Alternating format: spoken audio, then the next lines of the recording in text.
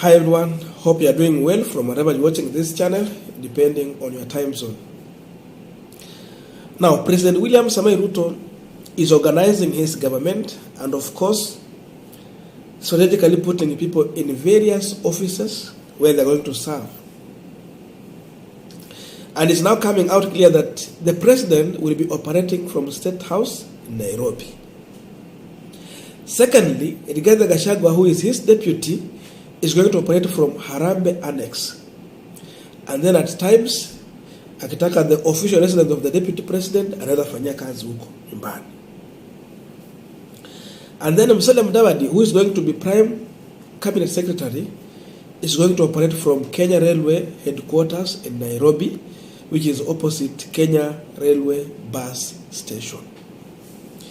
And the Kenyans are talking, kama kawaida. And they're talking about the office that has been designated for Musalia Mudavadi. Actually, that building was constructed in 1924 during the colonial era. And it was serving as Kenya-Uganda Railway Corporations. That was the work for that building. Though it has gone in several facelifts so that it can actually match the current office suite building to serve the interest of the country. So they have been facelift in several times, but many people are saying that Musalia Mudavadi is getting a raw deal, and the kind of office they have given to him simply shows that it's like they're just throwing him away from the central administrative offices. Ni kama amewekwa nje. I don't know your view, but I will give my view. So before I go deep into that, just a quick request. You might be watching this channel, but if you're not subscribed, so my humble request, please consider subscribing so that another time, once you release a video like this one, you will always get notified. Again, to all our 10 subscribers, I must thank you so much for your unconditional support. Again, I'm requesting you to give our video a thumbs up so that YouTube can recommend our videos to more viewers. Back to the discussion. By the way, niko na homa, but hope mnaelewa hiyo. Now, the truth of the matter is that the office that they have given to Musalia Mudavadi seemingly is demeaning. Because many people thought that maybe Mudavadi will be operating from the annex, or if not, maybe they will share with Rigathi Gachagua. It did not happen. Then the other people thought that, okay, he might share office with Ruto, the president. That has not happened. They have taken Musalia somewhere where even we have never had even a CS or a senior person operating from in the government. That's why Kenyans are concerned, but ANC are taking it simple. Wanasema ni earthquake house. They have already named it as earthquake house. The truth of the matter is that the other offices, those icon offices, kama kule kwenye Rigathi Gachagua anakuwa annex, it is actually housing other key offices within the government. Important officers, so that you can easily reach this office and that one. But you see, Mudavadi has been moved away from where the operations of other offices are working. Actually, where Mudavadi has been given, this is the easiest place you can get Mudavadi. Ukitaka kupata Mudavadi hapo rahisi sana utampata. That area is very noisy, especially from the hooting buses, the vehicles there. And that is where Mudavadi is going to stay, an office Ruto referred to as the third most powerful office in this country. Third most powerful in railways station. I don't think so. In my view, seemingly they have lowered Musalia Mudavadi by just giving him that office. Again, the other emerging information is that the area where they have designated Musalia Mudavadi office is in the land that has been earmarked for facelift of the railway city. Now they want to construct a railway city. So it will be Nairobi Railway City. Already there is 32 billion shillings. So it means if that job will start, then Musalia Mudavadi is going to be officeless.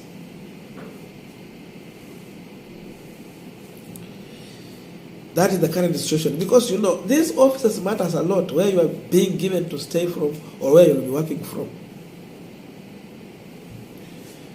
But again, in the other hand, we can say that to some extent, what matters a lot is how you can use your office to deliver to Kenyans, and again, politically, you also build yourself. So again, it is going to depend on how Musalia Mudavadi will use this office, but again, he will need a lot of goodwill from the president. Because Mudavadi will just be operating under the executive order of William Ruto. Remember, we said we want to change the constitution. BBI was here, so that office is protected in the constitution, the way the deputy president office is protected. You see, Uhuru could play with Ruto in every manner, do all things, but he did not have any power to fire Ruto, because his office was protected under the constitution. That is what railaodinga wanted in BBI. So that when you are doing your job, you serve people diligently, rather than having that fear to please someone, so that you have his goodwill when you are working. Unfortunately, many people, including Mudavadi, walikuwa wanaoppose BBI. Yeye alikuwa anaoppose. But now, BBI could have served his interest properly, because the office they wanted to establish, ile yameingia ndani. So you see how you miss things. If you have such office, they will have a good building, something similar to what the annex office look like. Maybe. Maharab. Something closer to that. So that's the current situation as of now in the country. That is the office they are giving to Musalia Mudavadi. So it will depend how Mudavadi will use this office. But seemingly, it's like Mudavadi has been isolated. It's a kind of, they push you away from other people. Unasema atakuwa anakalia mkutano ya PSS. Sasa atakuwa anakalia huko hapa wapi? And by the way, in as much they are giving Mudavadi that office, I just want us again to check one more time on the roles that Mudavadi and Gachagua will be playing. Number one, this is deputy president.